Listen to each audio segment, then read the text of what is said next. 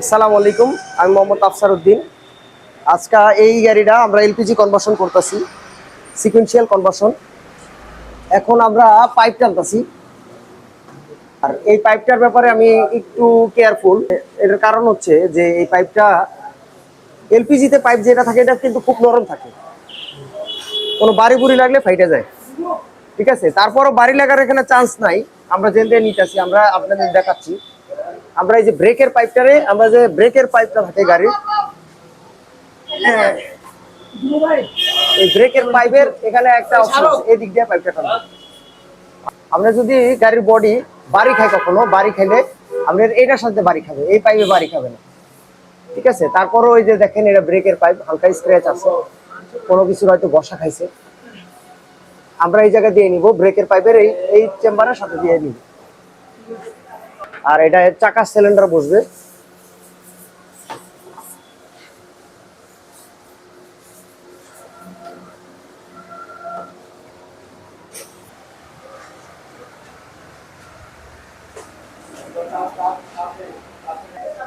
আর সামনে হলো আমরা সিকুয়েন্সিয়াল সিস্টেমের এই যে ইনজেক্টর বসাইছি।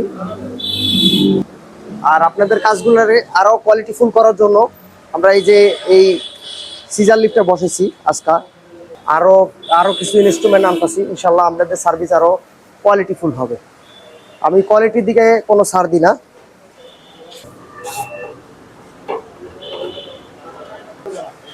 আর স্পেয়ার চাকার জায়গায় যে আমরা সিলিন্ডারটা বসাই দিচ্ছি। ঠিক আছে, এটা বসাইলে আপনার একদম এই কভারটা ফালানোর পরে আপনি দেখবেন যে একবারে সমান হয়ে গেছে। আর এই চাকা সিলিন্ডার লাগালে একটা বিশেষ সুবিধা আছে, সেটা হচ্ছে এই যে আমরা সিলিন্ডারে ফুটা করি, কাঠ ক্যালাম বসানোর সময় ফুটা করা লাগে, বডি ফুটা করা লাগে। এই চাকা সিলিন্ডার বসাইলে কোনো বডি ফুটা করা লাগে না।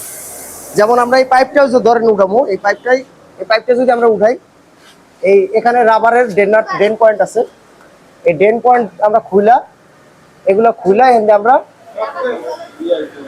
আমরা এটার একটু হালকা ফুটা করে উঠাইতে পারবো। সেক্ষেত্রে বডিতে কোনো ফুটা হবে না। পরবর্তীতে আমরা এটা চাইলে এটারে তেলে করার সময় এই রাবারটা লাগাই দিলে হয়ে যাবো, আমাদের এক্সট্রা কোনো ফুটা লাগবে না। আমরা সিলিন্ডারে বডির সাথে যেভাবে লাগাবো সেটা হচ্ছে, চাকা যে ফিট করেন, চাকাটা একটা বোল্ট দিয়ে ফিট করেন, ওটা দিয়েই আমরা বডির সাথে এই সিলিন্ডারটা ফিট করে দিব, মানে এক্সট্রা কোনো ফুটা হবে না ইনশাল্লাহ।